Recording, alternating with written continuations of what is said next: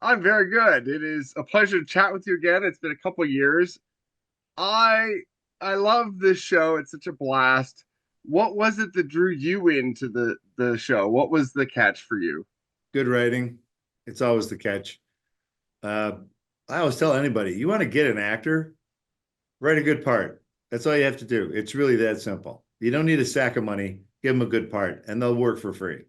So it was good. I thought the writing was good. It's smart. It's hard to come up with a new shtick for horror, and I'm a pretty good authority on that. And so it wasn't a stalker slash. It wasn't elements of supernatural, of course, but The Exorcist was my personal favorite horror film of all time, the original Exorcist, because it was a great premise that they handled with such an adult way. Like it wasn't written by a teenager, The Exorcist. You could tell it was written by an adult. And the premise of it was so awesome. It's a priest who's doubting his faith. That's who you want to bring an exorcism to, right? Not the robo priest from Rome, played by Schwarzenegger or Russell Crowe. That's not going to work. In this case, put it in a small town. Put it in a small town in Michigan in the 80s. No cell phones, no websites, no social media. Go. That works. Well, I love how your character in this is so aware because you so often see the catch of like some character who, he's the big mean boss guy or something else, but this guy seems like he's a little hip actually even too. He You know, is hip. I appreciate that. He's the that's guy, he's the uncle that you want. You want to know you tell him stuff before you told your dad. well, how would you describe how you wanted to play him? What was it that you wanted to bring out? If I see aspects of the character that I like, I'll certainly enhance that on my own. It's mostly just the attitude that you take, how you look at people, how you listen to them. Like when you're listening, do you think that you're listening to an idiot, or are you actually listening to them like they might have an opinion, a real legitimate opinion? And he's pretty square even with the people he's pretty sure are lying. There's lying. There's some lying going on in this town. There are lots of deception. And as a cop, he's tested. It really is there's so many games that cops can play too, which I don't even think they've touched on as much. My brother uh, is fresh out of the military after years being a military police, and how the tricks they would play when they interrogated somebody. The stuff that they were allowed to say and do is shocking to me. So this guy's by the book, though. I appreciate this cop. He has no hidden agenda. He's not some secret alcoholic who goes home and, has all these dark troubles. I mean, maybe we'll get that.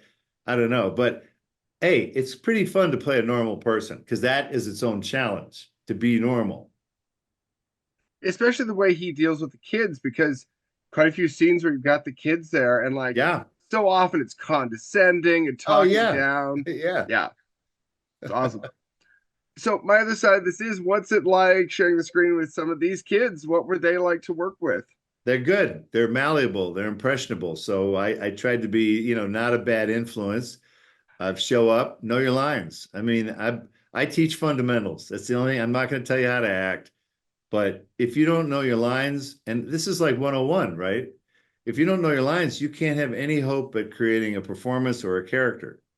Because if the director gives you notes, you're going to go, well, I can't take those notes. I'm too busy trying to remember what my lines are. And that's a surprise to so many actors that I'm surprised that they're surprised. So it's fundamentals. You win basketball games by free throws, right? Not necessarily the big 3 pointers at the buzzer. Uh, so it's fun, and they're enthusiastic. I'm on a TV show. I remember that feeling. I got Knots Landing. I remember I got the show Knots Landing. Well, did you introduce them to anything in terms of like you got to watch this horror? Like this seems No, like no, a no. great introduction. No.